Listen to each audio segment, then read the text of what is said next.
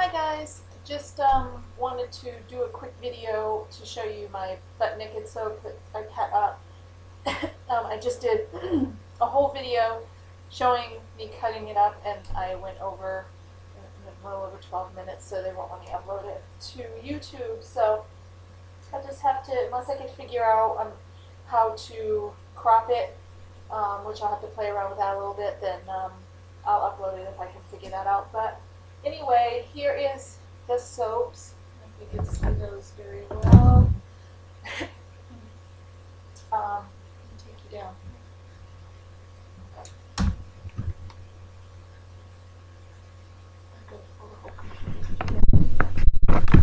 Okay, I think we got it.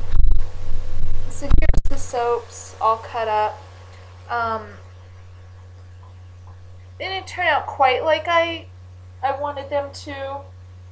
Like I was saying in the video that I did of me cutting them up, I'm new to using the oxides and micas. I've usually just worked with, I say natural colors, but what I mean by that is more like, herbs and cocoa and, different things like that that you can get colors from, although, oxides are definitely considered natural colors. I'm just not used to working with, those bright micas and oxides, using more herbs and things. So this is new to me. So, please don't laugh. If you're sitting at home watching this and you've been making, really nice soaps out, cut those beautiful colored soaps that look like you could just eat them, then you're probably laughing at my soap right now. But I'm gonna set you down again. Keep in mind, this is my first attempt at really trying some of the real fancy, pretty soap like that with those colors. So, it smells really good. Has a really nice smell. I use the maximum fragrance load that the website, the maximum usage rate for that fragrance oil. So, has a really nice smell. You can definitely smell the butt Nekkid. But it's got, and I don't know if it's because of like the cocoa butter and coconut milk, but it almost has just a tiny hint of like a kind of frosting or sweet frosting cupcake smell or something. And the top didn't turn out too bad. I'm not real practiced at making the pretty things on the top yet, but didn't come out too bad. But I'm not real happy with the inside. I tried to layer this and then really go in and swirl it together. Like I put the layer of white, the layer of green oxide, and then white, and then green. After I put down the white and then a layer of green, I tried swirling that, and then put another layer of white and swirl that in, a layer of green and swirl that in, and I was really whipping it in. I'm really surprised I only got a few,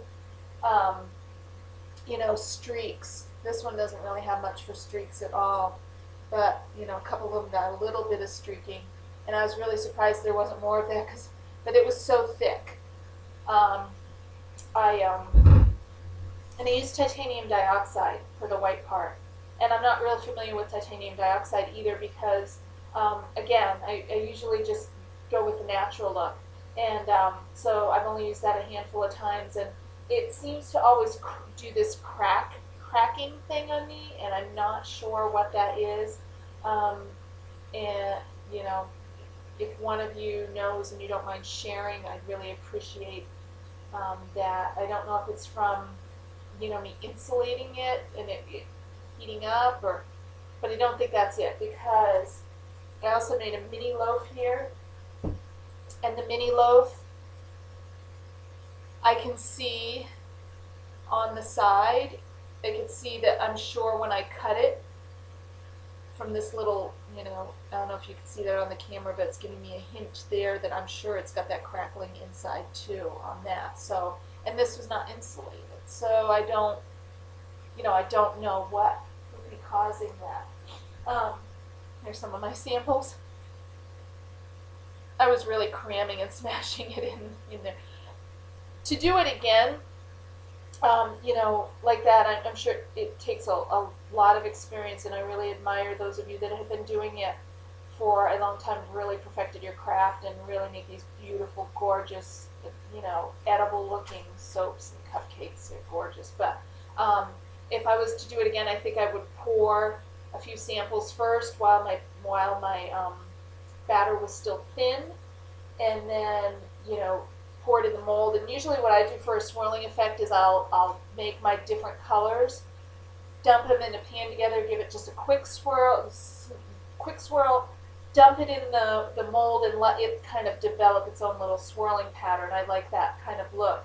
And that's what I wanted to go with this, but it got too thick on me. And so I had to try swirling it with that stick, and that obviously didn't work. And so usually I thought I'd do that and then really, keep mixing it with my stick blender, what was left, to do those peaks on the top at the end of it.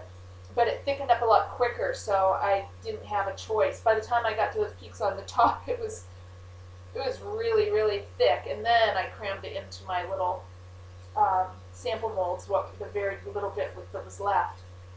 So inexperience, just I'll keep trying, and I'll try perfecting it. I'll just keep working at it, making more and more batches.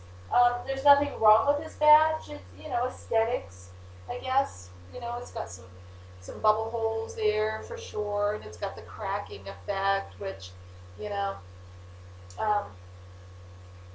it's aesthetics. It's still a wonderful bar of soap, and it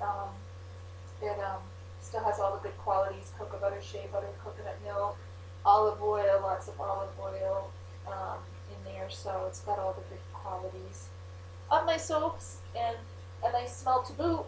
It's just not as pretty as I like it to be. So, I don't know what I have left here for time. Let's see, I'm at 7 minutes, so just a couple more minutes. And I want to show some of my perfume oils that I have. I'm making these. These are made from pure natural golden jojoba oil and fragrance oils, and they're roll-on. This is a 5 milliliter. This is a 10 milliliter. These are mine because I use them for a photo shoot, so now they're mine. And this one is Once Bitten, and I love this fragrance. I love it, love it, love it, love it. It is so unique, and it's hard to describe. It's like this, almost like a kind of, I want to say Dr. Pepper bubblegum spicy, but a little bit different. And it, it's nice and strong. This is one of my favorites. So it's Once Bitten. I really like that fragrance. And I think that's it.